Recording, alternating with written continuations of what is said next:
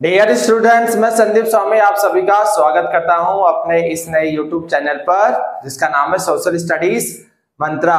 और last time हमने class 9 civics chapter 3 start कर दिया था, तो आज से आगे पढ़ते हैं। आज का टॉपिक की शुरुआत करेंगे, वो है वोटर लिस्ट। वोटर लिस्ट को हम लोग इलेक्टोरल रोल भी कह सकते हैं। और ये क्या होता है? This is the list of the person who is eligible to vote. इसका मतलब जो वोट देने लायक हो जाता है उसकी लिस्ट होती है। सो नेक्स्ट देखते हैं, it is based on universal adult franchise. So this is the new concept. इसका मतलब होता है वन वोट वन वैल्यू, यानी कि एक वोट की वैल्यू एक मानी जाएगी। नेक्स्ट, एलिजिबिलिटी क्या होगी वोटिंग के लिए? जिसकी भी एज 18 ईयर्स है एंड अबव वो वोट कर सकता है, और चाहे वो किसी भी कास्ट से हो, रिलीजन से हो या फिर जेंडर से हो, सभी को वोटिंग का राइट है। Next topic, who can't cast vote, यानी कि कौन वोट नहीं डाल सकता। सो criminal and unsound mind person को वोटिंग राइट नहीं होता। इसके अलावा जो भी इंडिया से बिलोंग नहीं करता, so not an Indian citizen, उसको भी वोटिंग राइट नहीं होता। तो ये जो वोटर लिस्ट है ये एवरी 5 ईयर्स पे कंप्लीट रिवीजन की जाती है। So complete revision of the list in every 5 years. और उसमें जब भी चुनाव आते हैं तो इसको अपडेट किया जाता है। इसमें कुछ चीजें ऐड की जाएगी और कुछ चीजें डिलीट की जाएगी। सो इसमें ऐड होगा वो पर्सन जिसकी एज वोटिंग एज हो चुकी है। So who attain voting age, उसको इंक्लूड कर लिया जाएगा। और डिलीट किया जाएगा जो पर्सन मर चुका है, डेड, और who move out of a place, यानी कि वो वहां छोड़कर जा चुका है। इसकी लिस्ट को वहां से नाम को डिलीट कर दिया जाएगा। Next topic is EPIC. EPIC means voter ID को ही बोला जाता है। Full form is election photo identity card. So this is a new system of election photo identity card. इसको वोटर्स को रिक्वायर होती है जब भी वो वोट देने जाएगा, when go out to vote. Next, not compulsory, ये कंपल्सरी नहीं होता। वोटर चाहे तो अपने साथ दूसरे आइडेंटिटी कार्ड ले जा सकता है प्रूफ के लिए, like ration card and driving licence. अगर उसके वोटर आईडी अगर उसको नहीं मिल रहा तो वो दूसरे आइडेंटिटी कार्ड भी ले जा सकता है और वोट दे सकता है। सो अब नाउ हम लोग देखते हैं नेक्स्ट टॉपिक। सो अब हम लोग देखते हैं next topic. Next topic is nomination of candidate, यानी कि जो भी कैंडिडेट चुनाव में इलेक्शन लड़ता है उसको कैसे नॉमिनेट किया जाता है और उसका क्या प्रोसीजर, वो अभी देखते हैं।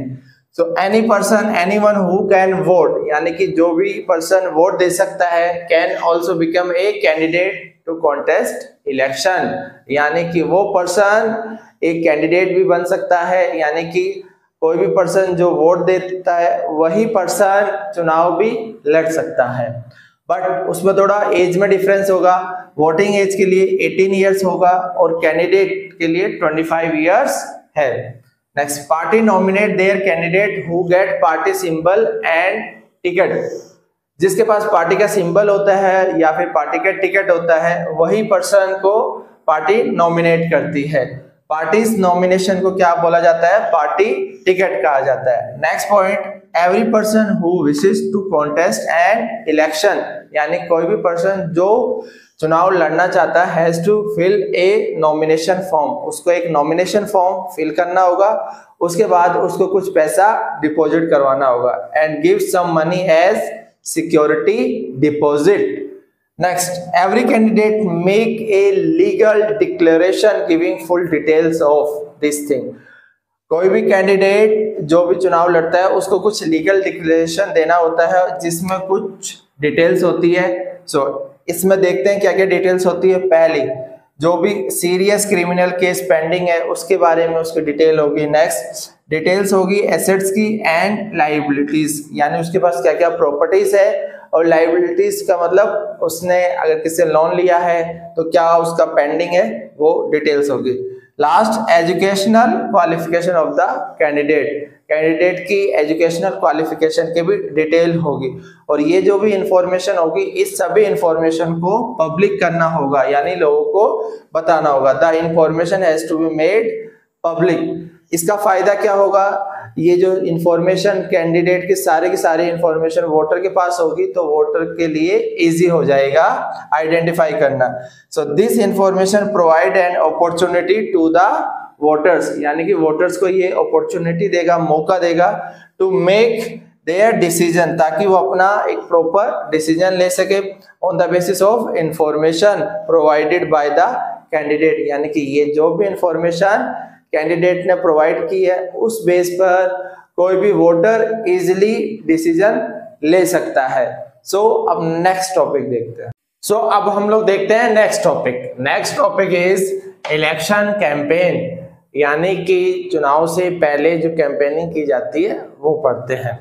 सो इसमें क्या देखा गया है, टेक प्लेस 2 वीक पीरियड, ये लगभग 2 वीक के दौरान होता है। कब?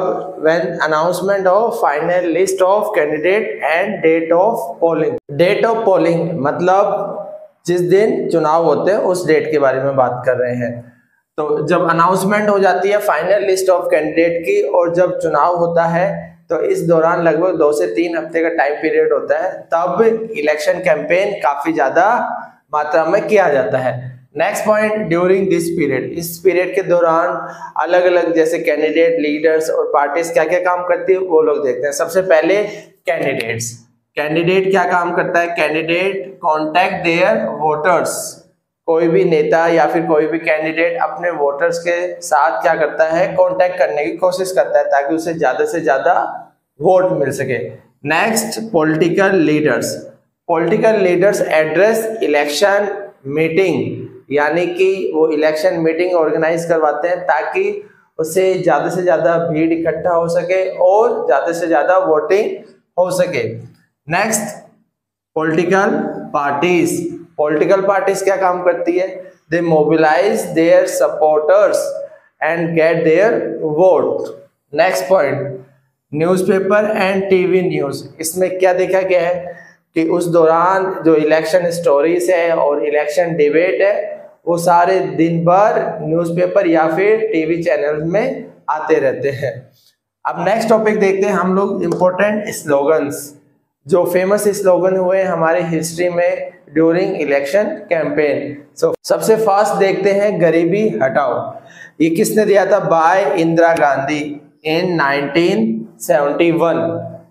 Next, save democracies by Janata Party in 1977।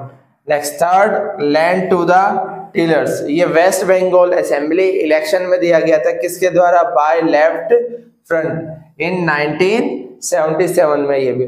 और लास्ट है, protect to the self respect of the Telugus, ये दिया था NT Rama Rao in Andhra Pradesh during 1983 election campaign. So इस तरीके से अभी हमने जो इम्पोर्टेंट स्लोगन है वो कवर किया। सो आज हम लोग यहाँ तक कवर करते हैं और इसके बाद का टॉपिक अब हम लोग कल देखेंगे।